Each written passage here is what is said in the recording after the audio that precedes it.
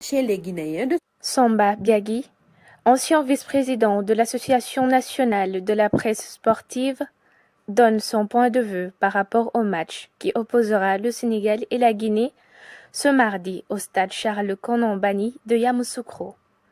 Il affirme aussi que le Sénégal a les atouts pour accentuer sa domination sur ses adversaires. C'est un match, à mon avis, ouvert, qui sera ouvert, très ouvert, même si les objectifs ne sont pas les mêmes. Le Sénégal étant déjà qualifié en huitième de finale, c'est le contraire pour la Guinée, qui cherche une qualification, une victoire pour assurer sa qualification en huitième de finale.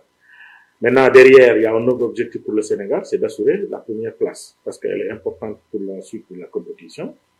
Mais je pense savoir en tout cas que ça va être un match ouvert, parce que du côté du Sénégal, Aliou Cissé va faire sans certains joueurs cadres, entre guillemets, qui soit sont blessés ou ont des cartons.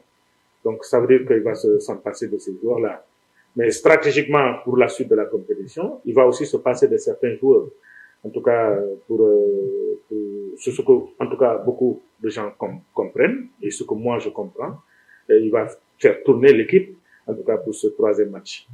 Ce qui va donner un tout petit peu une certaine marge de manœuvre à l'équipe guinéenne, qui a l'objectif aujourd'hui de battre le Sénégal. Donc, je pense que ça va être un match ouvert, mais quand on regarde les deux derniers matchs des deux équipes, on se rendra compte que véritablement le Sénégal peut battre bien la Guinée, même si on fait tourner l'effectif. Il souligne aussi que le système de jeu d'Aliou Cissé est bien réfléchi, et cela pourrait être un avantage pour nos Lions. L'impact significatif, d'abord, c'est le système. Je pense qu'Aliou Cissé, depuis le début de la CAN, est venu avec un jeu tourné vers l'avant. Je pense qu'il ne va pas lâcher, en tout cas, ce système, en tout cas, ce qu'il a mis sur pied. Je ne pense pas qu'il puisse lâcher ça. Parce qu'il est rare de voir Aliou Cissé, son équipe, marquer 3 buts, surtout en phase finale de CAN. En 2 matchs, 6 buts marqués avec 3 buts par match, un seul but encaissé. Vraiment, c'est un bon ratio qui permet aujourd'hui de dire que véritablement, avec son système qui est plutôt, en tout cas, orienté vers l'avant, un jeu véritablement orienté vers l'avant, il est capable, en tout cas, de battre, en tout cas, la Guinée. Et c'est un atout, parce qu'il joue avec un 4-3-3 modulable, qui permet aujourd'hui à l'équipe de jouer un peu plus haut en laissant un peu une tranquillité au niveau de la défense. C'est-à-dire le premier tiers est souvent moins occupé, dominé par le Sénégal, c'est-à-dire son premier tiers, et le deuxième tiers sera le milieu de terrain, et aujourd'hui avec la jeunesse qui joue au ballon, qui occupe le milieu de terrain et qui se projette.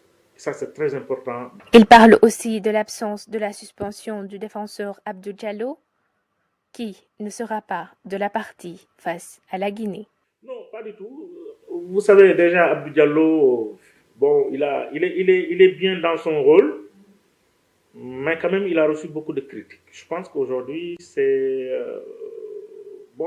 l'un des maillons faibles aujourd'hui de l'équipe, c'est Abdou Diallo. Niakhaté, sans doute, va revenir. S'il revient, il va jouer en défense centrale aux côtés de Kalidou Koulibaly. Et sur le banc, il y a encore des joueurs comme Nampalys Mendy. Aliou Cissé peut reconduire également la même configuration, c'est-à-dire faire jouer Pape Gueye en piston et laisser en milieu offensif, bien sûr, Pape Matar Sarr et Lamine Camara. Donc, son absence ne doit pas véritablement gêner grand-chose, même si Aliou, ces 2 matchs-là, s'est beaucoup reposé sur Abdou Diallo, malgré les critiques. Abdou Diallo a joué son premier match en piston, deuxième match en défense centrale aux côtés de Kalidou. On a vu ce que ça a donné. Maintenant, il a d'autres options. Il a l'option première, en tout cas pour nous observateurs, ça devrait être soit Nampalys Mendy ou alors Pape Gueye qui va rejouer encore le même rôle qu'il a joué contre le Cameroun. Le journaliste sportif Samba Biagui se dit optimiste et pense que l'équipe nationale du Sénégal peut gravir les échelons pour nous ramener la coupe une deuxième fois.